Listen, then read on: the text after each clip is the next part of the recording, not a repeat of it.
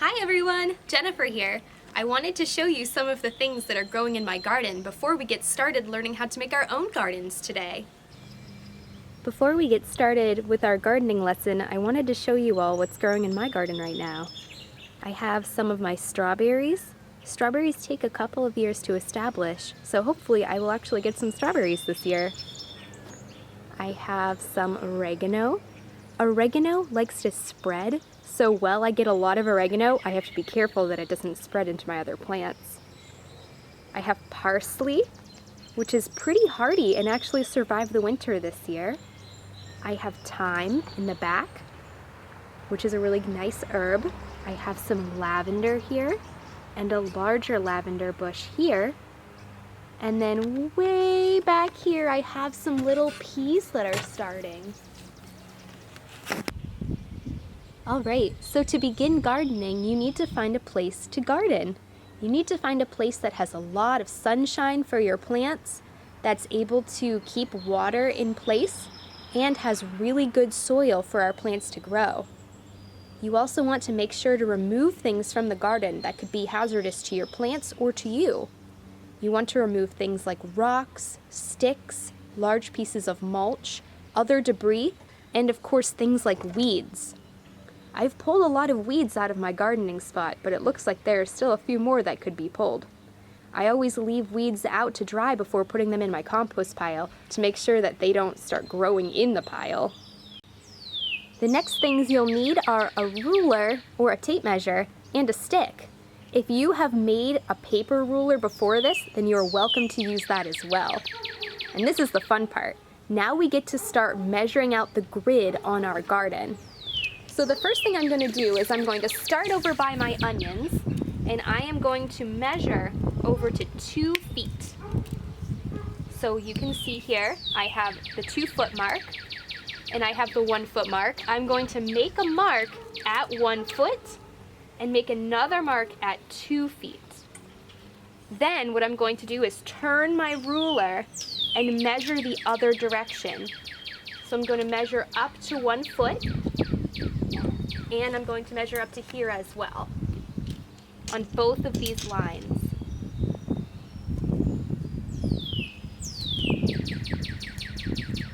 Then using the ruler, I'm going to be able to connect these lines together.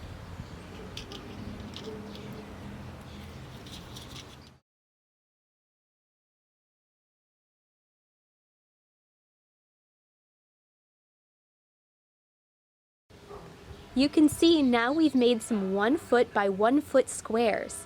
This is called the square foot gardening method.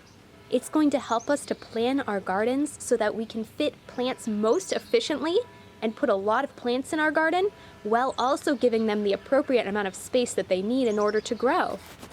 Let's go over to another spot where I've made a lot of squares already. And let's take a look. You're going to want to create a grid through your entire garden in order to plan it the most efficient way. It's important to remember that different garden plants need different amounts of space in order to grow. Something like a pepper needs about 1 square foot of space. And you can see each of the squares we made is 1 square foot.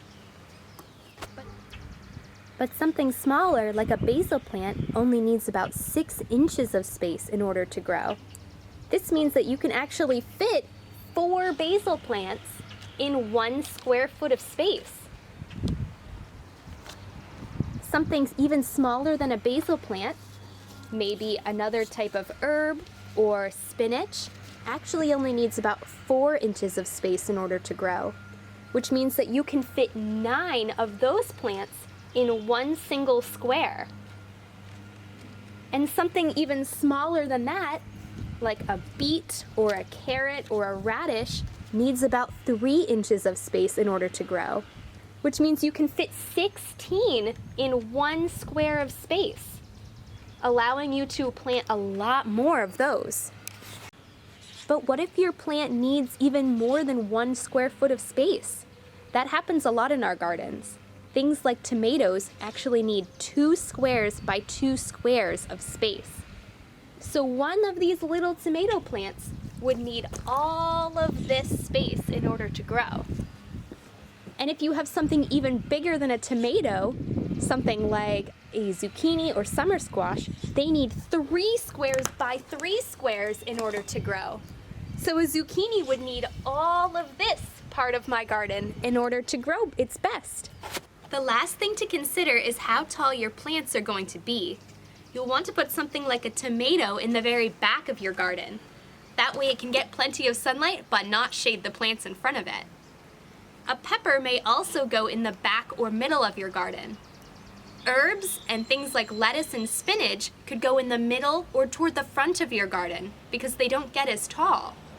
And of course, what's going to go in the very front of your garden are our root vegetables. Things like beets, carrots, and radishes don't take up a lot of space on the surface, so they won't shade the plants behind them. But they'll grow plenty right in the front.